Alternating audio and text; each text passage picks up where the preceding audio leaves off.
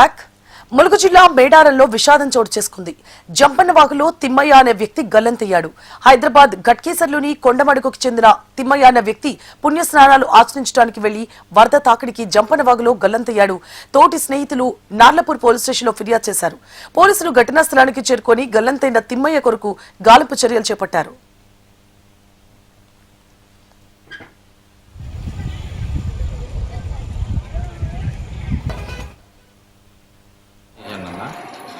మేము అనుకోకుండా మేము మేడారం జాతరకి దేవుని దర్శనం కోసం వచ్చినాము. వచ్చిన తర్వాత మా పాత ఫ్రెండు అనుకోకుండా మేడారంలోనే ఉన్నా అని అంటే మేము జంపన్నవాగులో స్నానం చేస్తాను దాని గురించి అని చెప్పేసి అంటే మీరు ఇక్కడే ఉన్నారా అంటే అక్కడే ఉన్నామంటే అక్కడికి వచ్చిండు. ప్రమాదవశాత్తు ఆయన నీటిలో గల్లంతయ్యి పోయిండన్న. ఆయన పేరు వచ్చేసి తిమ్మయ్య, గట్కేసర్ మండలు, కొండమడుగు విలేజ్. మాది గట్కేసర్ కార్ డ్రైవర్ అసోసియేషన్ అన్న.